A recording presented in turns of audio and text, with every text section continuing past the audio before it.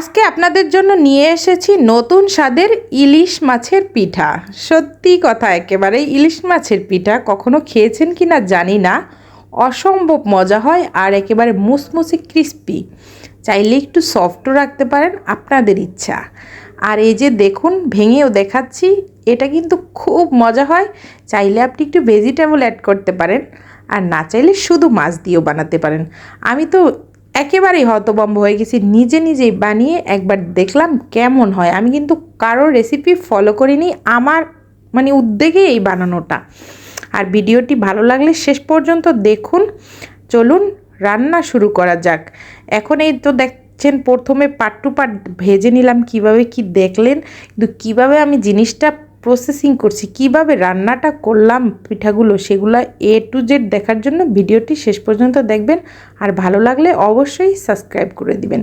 আসসালামু আলাইকুম, সকলকে জানাই সবাই কেমন আছেন। আশা করি সবাই ভালো আছেন, আল্লাহর রহমতে আমিও আপনাদের দয়ায় ভালো আছি। আজকে দেখাবো আমি ইলিশ মাছের পিঠা। শুনতেও কিন্তু আশ্চর্য লাগে, ইলিশ মাছ দেওয়ার পিঠে হয়।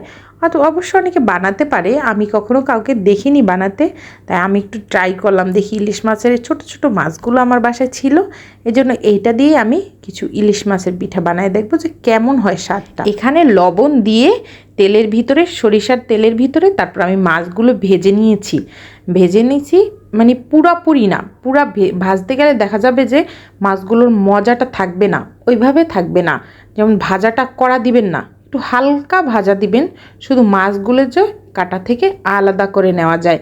এভাবে আমি আলাদা করে নেওয়ার জন্য এই হালকা একটু মাছগুলো লবণ ছিটিয়ে, শুধু একটু লবণ ছিটিয়ে নেবেন। তাহলে কি হবে, ইলিশ মাছের ঘ্রাণটা সুন্দর থাকবে। আর হলুদ মরিচ মাখিয়ে যদি ভাজতে যান, তাহলে ওরকম একটা ঘ্রাণ আসবে না, যেটা ইলিশ মাছের পারফেক্ট ঘ্রাণ, সেটা নষ্ট হয়ে যাবে। এখন আমি এভাবে কাঁটা চামচ দিয়ে একটু মাছগুলো আলাদা করে নিচ্ছি। আর কাঁটা চামচ দিয়ে তো আর সব কাজ হবে না, যেহেতু হাত লাগবেই, হাত ছাড়া তো আর কিছু হয় না। আর এইখানে আমি এই সাইডে মাছটা একটু ঠান্ডা হতে থাক, আর আমি এই সাইডে একটু পানি গরম দিয়ে দিলাম, তার ভিতরে একটু হালকা লবণ দিয়ে, তারপর এখানে আমি চালের গুঁড়ো দিয়েছি। আপনারা চাইলে কিন্তু এখানে আটা দিয়েও বানাতে পারেন। চালের গুঁড়াটা দিলে একটু মুচমুচেটা বেশি হয়, সাথে চালের গুঁড়ার সাথে কিছু আটাও দিয়ে দেবে, সেটা আরও পারফেক্ট হবে। তারপর এদিকে আমি ওই যে মাছটা যে কাটাগুলো ছাড়িয়ে নিব, সেই জন্য আমি একটু পেঁয়াজ কুচি করে নিয়েছি। মাছের যে ইয়াটা বানাবো, পুরটা, সেটার জন্য আমার প্রয়োজন এই পেঁয়াজ আর গাজর দিলাম, সাথে একটু দিয়ে দিলাম হচ্ছে ওই যে ইলিশ মাছ কাটাগুলো বেছে, আর সামান্য একটু লবণ আর সামান্য একটু ম্যাগি মশলা দিচ্ছি। এটা একেবারেই অপশনাল, ওইটা বেশি দেওয়া যাবে না, তাহলে ইলিশ মাছের ঘ্রাণটা ওরকম আসবে না। আর হালকা একটু টমেটোর পেস্ট দিয়ে দিয়েছি, যেহেতু আমি এটা একটা পিঠা বানাবো, একটু স্বাদ হওয়া তো দরকারই আছে। এখন আমি পুরটা একেবারে ভাজা ভাজা করে নিব, যতক্ষণ পর্যন্ত তেলটা একেবারে টেনে আসে। অবশ্য তেলটা আমি সামান্যই দিয়েছি, বেশি দেওয়ার কোনো প্রয়োজন নেই, যেহেতু আমি শুধু পুর বানাচ্ছি। এখানে সামান্য একটু তেল দিয়ে নেবেন। তারপর এখানে আমার পুরটা রেডি করা হয়ে গেছে। এইখানে রুটি বেলে নিচ্ছি, সেই যে আটা দেখলেন যে ইয়ে করলাম, সেই রুটিগুলো বেলে এইভাবে আমি একটা গোল করে কাটার দিয়ে কেটে নিয়েছি। এটা আমি একটা বাটার মুখা দিয়ে কেটেছি, আপনারা চাইলে যে কোনো কিছু হাতের কাছে থাকবে সেটা দিয়েই কাটতে পারবেন। তারপর এইভাবে এই যে দেখুন, ভিতরে পুরটা দিয়ে তারপর এইভাবে মুখটা সিল করে দিই। আপনারা চাইলে এখানে যে কোনো মডেল দিয়ে নিতে পারবেন।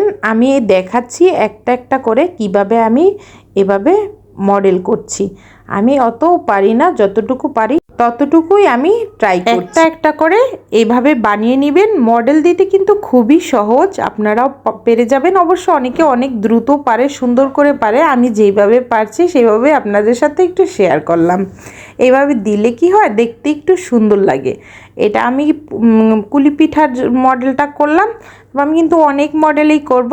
তারপর এখানে একটা নিয়ে নিলাম, একটা গোল করে কেটে, তারপর তার উপরে পুর দিয়ে আবার আরেকটা উপরে আরেকটা সেম গোল বরাবর দিয়ে, তারপর এটাকে একটা মডেল বানিয়ে নিব।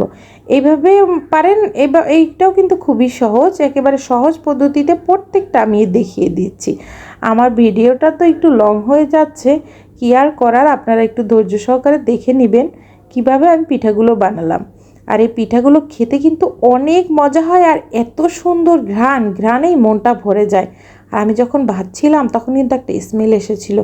এবার ইলিশ মাছের, যেহেতু ছোট ইলিশ মাছ, এটার ঘ্রাণ কিন্তু অনেক সুন্দর হয়। বড় ইলিশ মাছের দেখা যায় ডিম হওয়ার পরে ওরকম একটা ঘ্রাণ থাকে না। আর এরকম মিডিয়াম সাইজের বা ছোট ইলিশগুলো আমাদের জন্য খুবই বেস্ট। আর আমরা তো মধ্যবিত্ত, আমাদের এই ছোট ইলিশ দিয়ে আমাদের পার করতে হয় সব কিছু। যাই হোক, অনেক কিছুই বললাম, কেউ কিছু মনে করবেন না। তারপর এখানে আমি দেখুনই একটা মডেল করে নিলাম। এই সাইডে দেখেন আমি একটা কিন্তু এখন মাছ বানাবো। যেহেতু মাছের পিঠা, মাছ না বানানো হলে কি হয়, এখন একটু মাছের মডেল করে নিচ্ছি, দেখি পারি কি না।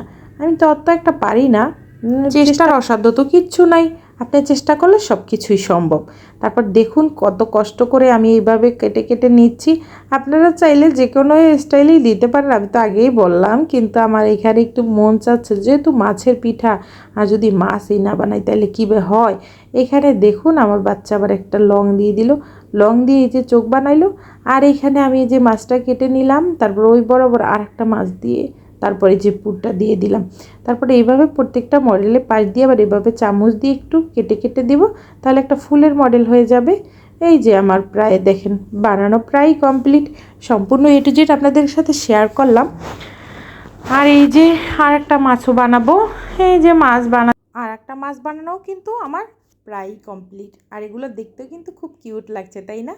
এখন আমি প্যানে দিয়ে দিলাম সরিষার তেল। সরিষার তেলটা কিন্তু অবশ্যই, সরিষার তেলগুলো দিলে কি হবে জানেন, মানে ঘেরানটা আলাদা আসবে। যেহেতু ইলিশ মাছের পিঠা বানাচ্ছি, আর যার যেটা মন চায় সেইটাই দিতে পারেন। অবশ্য আমি সরিষার তেল সবসময় পছন্দ করি, যার কারণে আমি এইটা দিয়েই পিঠাগুলো বাঁধছি।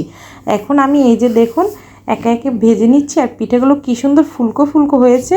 খেতে কিন্তু মাশাল্লাহ খুব সুন্দর হয়েছিল, খেতেও ঘ্রাণ আসছিল খুব, দেখতে সুন্দর, খেতেও মজা হয়েছিল। যাই হোক, প্রত্যেকটা পিঠা আমি এভাবে বানিয়ে নিচ্ছি, আর অনেক মুচমুচে হয়েছিল। হ্যাঁ, আর যেটা একটু মোটা বানিয়েছি বাচ্চাদের জন্য, ওগুলো একটু হালকা আমি উপরে মানে ক্রিস্পি, ভিতরে একটু সফট ছিল। হ্যাঁ, আপনাদের ইচ্ছা। যেগুলো আমি এরকম মডেলগুলো দিছি ওইটা বেশি মুচমুচে হয়েছিল। দেখুন একটা ভেঙে দেখাচ্ছি, খেতে কিন্তু খুব মজা, আর ভিতরটা একেবারেই মুচমুচে। আর যদি এভাবে মন চায় আপনারাও কিন্তু বানিয়ে খেতে পারেন, খুবই মজার হয়। আমি কিন্তু এই প্রথম ট্রাই করেছি। আর আপনাদের ভালো লাগলে অবশ্যই কিন্তু একটা শেয়ার করে দিবেন, আর আমার ভিডিওটি দেখে একটা কমেন্ট করবেন সুন্দর করে, আর সাবস্ক্রাইব করে দিবেন। আজকে এই পর্যন্তই বিদায় নিচ্ছি, দেখা হবে অন্য কোনো ভিডিওতে। আর ভিডিওটি ভালো লাগলে অবশ্যই একটি সাবস্ক্রাইব করে দিবেন। আসসালামু আলাইকুম ওয়া রাহমাতুল্লাহি ওয়া বারাকাতুহু। আর প্রত্যেকটা ভিডিওই আপনাদের জন্য বানাই, আপনারা যদি একটু সাপোর্ট দেন তাহলে অনুপ্রাণিত হব। এই পর্যন্তই।